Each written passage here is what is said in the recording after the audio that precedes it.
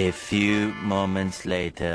အားလုံးပဲမင်္ဂလာပါခင်ဗျ PR Photo Studio ကနေပြန်လည်ပြီးတော့ကြိုဆိုလိုက်ပါတယ်ဒီနေ့ကကျွန်တော်တို့ photo shoot အတွက် vlog လေးရိုက်မှာပဲဖြစ်ပါတယ်ဘယ်လိုပုံစံရိုက်မလဲဆိုတာဆက်ပြီးတော့ကြည့်ရှုပေးကြပါအောင်ခင်ဗျကျွန်တော်တို့ကမော်ဒယ်ချုပ်နေပါတယ်ပါပါဒါကြီးတို့ခုမှတော့ model ကိုတစ်ခုမှပဲဖြစ်ပါတယ်ဗါလဲသွားနေပါ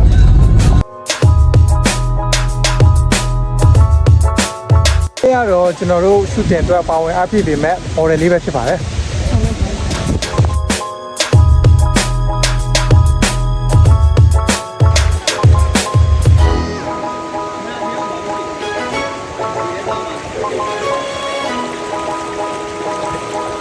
တို့ရိုင်းမဲ့နေရာကိုချက်ချော်နေတာပဲဖြစ်ပါတယ်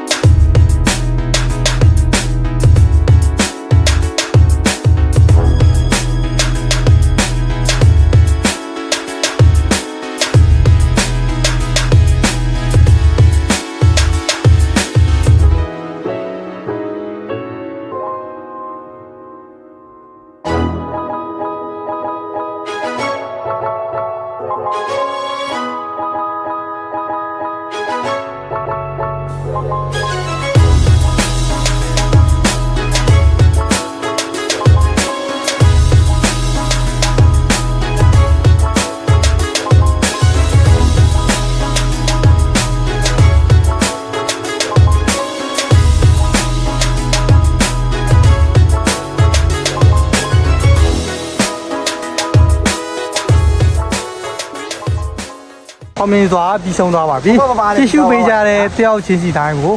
အထူးကျေးဇူးတင်ပါတယ်နောက် vlog မှာပြန်လဲဆုံတွေ့ကြမယ်ဘိုင်ဘိုင်မာလိုပါမင်္ဂလာပါ PR Photo Studio ကနေပြန်လည်ပြီးတော့ကြိုဆိုလိုက်ပါဒါ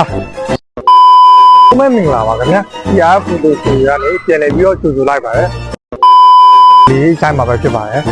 ဘလို့ပုံစံဟုတ် sorry ကရှိပါတယ်ဖိုတိုရှူအတွက် vlog လေးဆိုင်မှာ